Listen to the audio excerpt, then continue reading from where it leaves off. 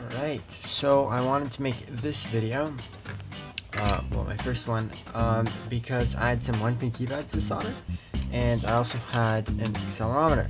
And I thought I'd test out some of these brass sponges I got from the supermarket.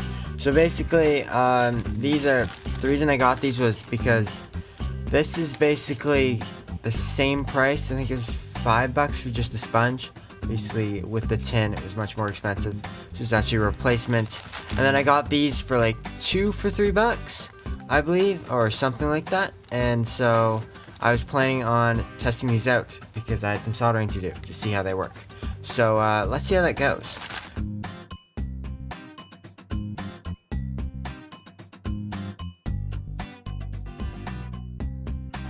Alright, so I got my breadboard, standard breadboard, and I'm going to do this one first. I believe it's an IMU.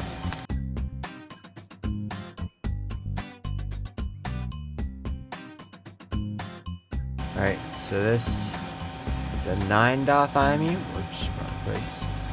Hey, it's actually focusing now. It's got an accelerometer, gyroscope, and I believe a magnetometer. And it's I2C. Oops, come on, refocus. So yeah, I'm going to solder some header pins on that. So I'm just using a breadboard to hold the header pins in place, and then a little bit of electrical tape to hold the board level while I'm soldering it. Apologize for the noise of my fan. I just don't want to be breathing in rosin flux fumes. It's not usually recommended by doctors. And here I'm just going pin by pin and soldering the IMU. Both solder sponges worked very well here.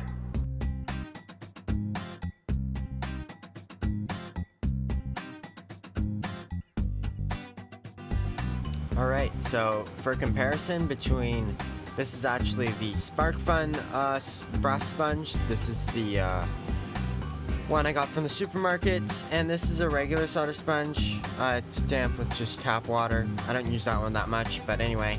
So this is a pretty good looking tip. It's pretty reflective, so that's a pretty good benchmark. So I'm going to tin each of these just really quick. Some solder on there, and as you can see, it's nice and tinned. And we're going to quickly use the solder sponge from SparkFun, the one that's a little well used, and in a tuna can, which isn't an ideal container, but as you can see, it's pretty much as reflective as it was. So if we go on to the next one, if I re-tin my iron really quick, just like so. This is lead-free solder, in case you're wondering. It's tin again, and let's use the one from the supermarket, which costs half as much. So it's a test of its metal, no pun intended. Okay, yeah, it was intended, but this is also pretty good, comparable at least. Again, it's less used, but still pretty good. So last test, I'm not really one for solder sponge. I don't know what the real technique is. I switched really early. That's pretty bad for your iron because the temperature changes inherent with it, so I'm not going to go crazy.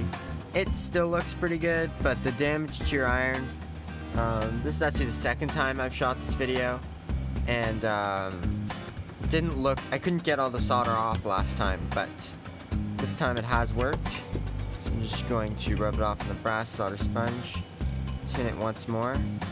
So I mean, all in all, this one's, I don't think it justifies the extra price and having to wait for shipping, so for me in the future, I'm going to go with this one. This one's kind of useless, and it damages my expensive iron. So that's it. I hope you enjoyed the video.